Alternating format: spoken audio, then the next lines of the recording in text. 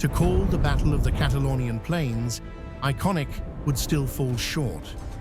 It sits at the crossroads of myth and history, where sources disagree, numbers blur, and motives remain debated. What we do know is that this clash brought together two towering figures of the late ancient world, Attila the Hun and Flavius Aetius.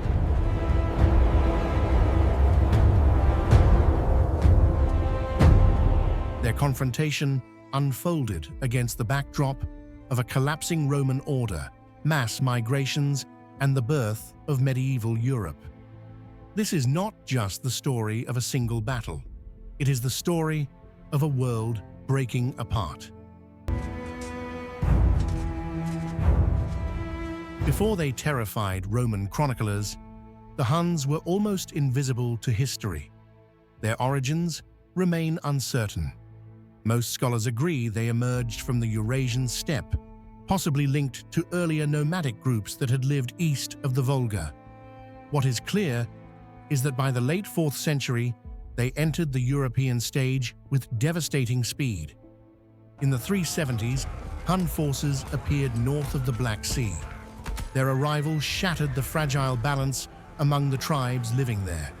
The Alans were defeated, the Goths were driven from their lands, entire populations fled westward, pressing against the borders of the Roman Empire. This chain reaction became known as the Great Migration. Rome was not prepared. In 378, the Eastern Roman army was destroyed at Adrianople by the Visigoths. The defeat shocked the empire. For the first time in centuries, a Roman emperor was killed in battle against a barbarian army. From that moment on, Rome was no longer the unchallenged master of Europe. Meanwhile, the Huns expanded their influence. They did not rule through centralized administration like Rome. Instead, their power rested on fear, tribute, and military dominance. They subjugated numerous peoples, including the Ostrogoths, Gepids, and various Germanic and steppe tribes. Many of these groups retained their own leaders, but were forced to provide warriors when called upon. Hun warfare was built around speed and mobility. Their elite horse archers could strike from a distance, retreat, and return before an enemy could reorganize. To Roman infantry commanders trained for rigid formations, this style of war was deeply unsettling. Between 395 and 399, Hun forces raided widely. They attacked the Eastern Roman Balkans, crossed the Caucasus, struck into Anatolia, and even reached northern Iran, threatening the Sassanid Empire. No frontier seemed safe. By the early 5th century, the Eastern Roman Empire found itself paying tribute to avoid devastation. In 422, it agreed to annual payments of gold. The Huns had discovered that terror could be monetized. Yet, despite their reputation, the Huns were not simply destroyers. Many served as mercenaries. Hun warriors fought for Roman generals, Gothic kings, and anyone who could pay. Their loyalty followed gold, not flags. This complex relationship between Rome and the Huns would soon revolve around one man.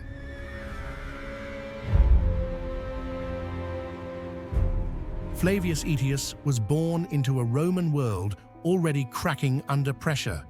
The empire he entered was no longer stable or confident, but divided by civil wars, foreign invasions, and political intrigue.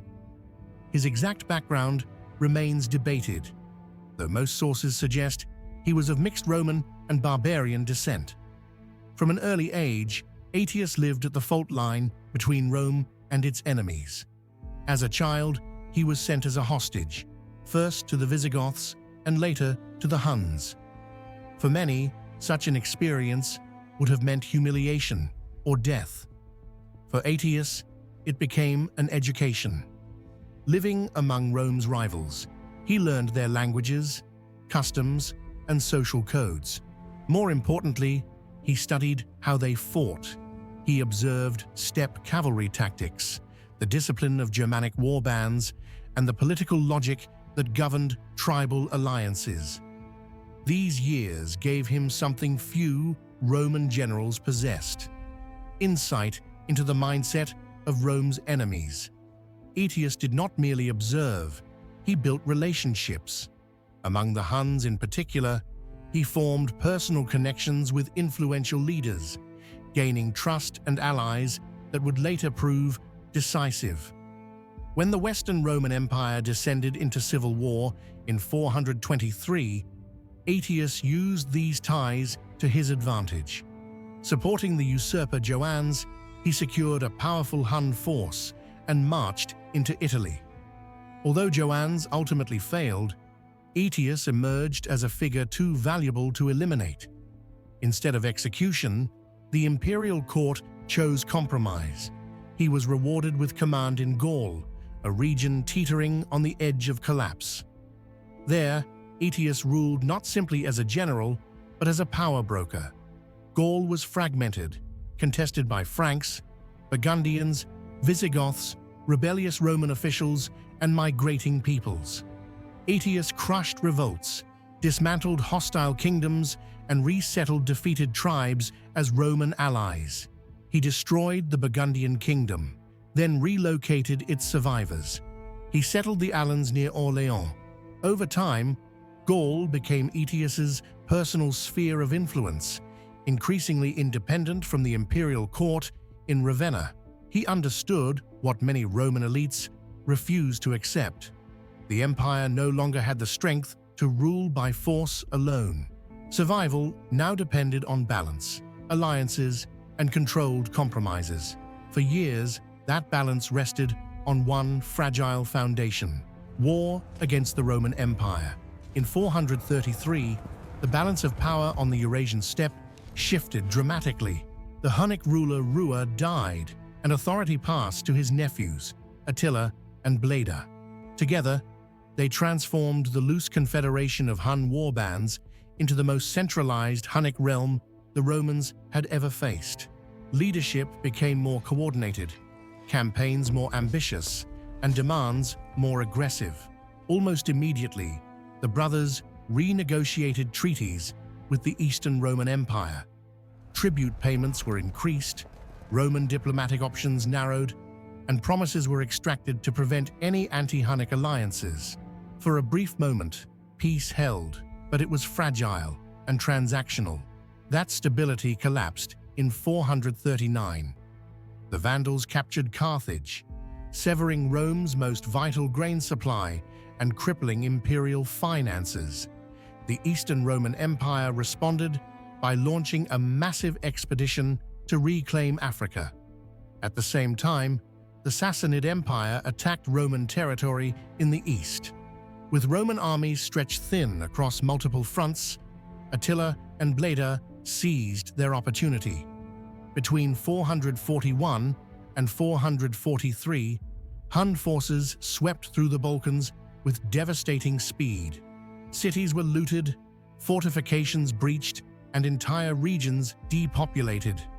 Refugees fled south in desperation, overwhelming Roman defenses. Even Constantinople faced the threat of invasion. The emperor had little choice but to agree to an enormous increase in tribute, effectively buying temporary survival. In 445, Bleda died under mysterious circumstances, almost certainly at the hands of his brother. From that point forward, Attila ruled alone. His campaigns only intensified. In 447, he invaded Roman territory once more, crushing imperial forces at the Battle of the Utus. The Balkans were ravaged again, and the empire was forced to abandon lands south of the Danube, turning them into a depopulated buffer zone. During these years, the alliance between Attila and the Roman general Aetius collapsed. The reasons remain unclear. Hun mercenaries were barred from Roman service, undermining Aetius's power. Unlike other allies, the Huns received no permanent lands within the empire. Political mistrust and rivalry deepened. The final provocations soon followed. The Vandals urged Attila to strike the Visigoths in Gaul. A Frankish succession crisis invited outside intervention. Most famously, Honoria, the sister of the Western Roman Emperor, sent her ring to Attila, seeking escape from a forced marriage. Attila treated this as a marriage proposal and demanded half the Western Empire as her dowry. When the Eastern Romans refused to continue tribute payments in 450, Attila needed a new source of wealth. The Balkans were exhausted, and Constantinople was too strong, so he turned west. Battle of the Catalaunian Plains. In the spring of 451, Attila launched his western campaign. Crossing the Rhine, his army poured into Gaul. It was not a single nation on the move, but a vast confederation. At its core rode the Huns, elite horse archers hardened by decades of warfare. Alongside them marched and rode Ostrogoths, Gepids, Alans, and other subject peoples bound to Attila by force, loyalty, or fear. What advanced into Gaul was less a traditional invasion army and more a mobile empire in motion. As the host moved west, towns were looted, villas burned, and the countryside stripped bare. Panic spread faster than the army itself. Roman defenses were thin, local authorities powerless, and memories of earlier invasions still fresh. Gaul seemed on the verge of total collapse. Aetius was in Italy when news of the invasion reached him. The situation was dire. The Hun mercenaries he had relied on for years were now his enemy. Without them, he could not hope to face Attila alone. His response was both desperate and audacious. He reached out to his greatest rival, Theodoric I, king of the Visigoths. For decades, Romans and Visigoths had eyed each other with suspicion. Now survival demanded cooperation. The alliance was fragile, born not of trust, but of necessity. One by one, other powers were drawn in. Franks, Burgundians, Alans, and Saxons joined the coalition. Roman authority no longer commanded obedience. Aetius had to bargain, persuade, and promise to assemble an army. By early June, Attila approached the city of Orleans. What happened next remains unclear. Some sources claim that Attila began a siege and was forced to abandon it when Aetius arrived. Others suggest Aetius reached the area first, preventing a full blockade. What is certain is that the region was ill-suited for Hun cavalry operations. Confined terrain and nearby forests limited maneuverability. Rather than risk battle on unfavorable ground, Attila withdrew eastward. Aetius pursued, determined to force a decisive confrontation. The exact location of the battle that followed is still debated. While medieval tradition placed it near Chalons, many modern historians argue for a site closer to modern Troyes. What matters more than the name is the landscape itself. An open plain, bordered by forests and dominated by a central ridge. Ground that would decide the fate of empires. The battle. On June 20th, 451, the two armies finally deployed for battle. Attila wanted open ground, where his cavalry could maneuver freely, strike hard, and disengage at will.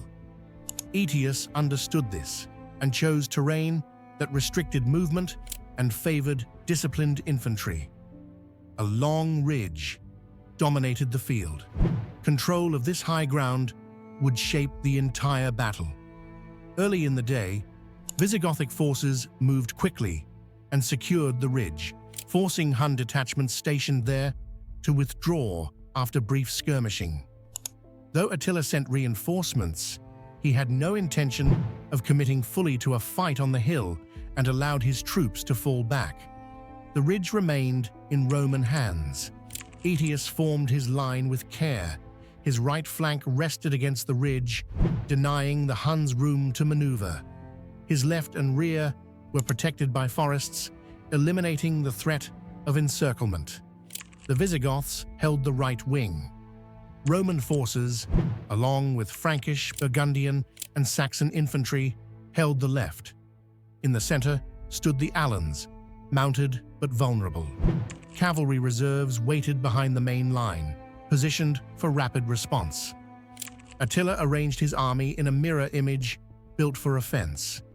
His Hun cavalry formed the center, arrayed in a wedge designed to smash through the enemy line. Ostrogoth cavalry held one wing. On the other stood Gepids, and allied infantry, supported by additional Germanic contingents. The battle opened with missile fire. Hun horse archers surged forward, releasing volleys into the Alan center. Outnumbered and under intense pressure, the Alans began to fall back. Sensing opportunity, Attila split his wedge, riding toward both Roman flanks. The shield walls held. Arrows rattled against shields as Roman and Visigothic missile troops returned fire. Lightly armored Hun riders suffered growing losses. Meanwhile, the Ostrogoths slammed into the Visigoths, turning the fight into a brutal, chaotic struggle between kin. On the opposite wing, Gepids pushed against Roman infantry. Lines bent, but discipline held. At the height of the fighting, disaster struck the Visigoths. King Theodoric I was killed, possibly trampled in the chaos or struck down while rallying his men. For a moment, the Visigoth line wavered, and Attila pressed the center, attempting to exploit the Alan withdrawal. Aetius reacted immediately, committing reserves to seal the gap. Then the balance shifted. Thorismund, Theodoric's son, descended from the ridge with fresh troops, crashing into the Huns' left flank and rear. Encirclement followed. Hun and allied units began to break. As night fell, Attila ordered a retreat into his fortified wagon camp. Fighting ceased. The field belonged to the coalition. The next day, Aetius did not attack. Why remains unclear. Some sources claim allied forces refused to continue. Others suggest Aetius deliberately spared the Huns, fearing a Visigothic ascendancy. Later legends speak of bribery. Whatever the truth, Attila withdrew. Aftermath. The Battle of the Catalaunian Plains did not destroy the Huns, nor did it end Attila's power. The following year, in 452, he returned to war. This time, his army crossed into Italy itself. Cities that had not known large-scale warfare for generations were caught unprepared. Aquileia was besieged and destroyed, its population scattered or killed. Milan was sacked soon after, its imperial palaces stripped and ruined.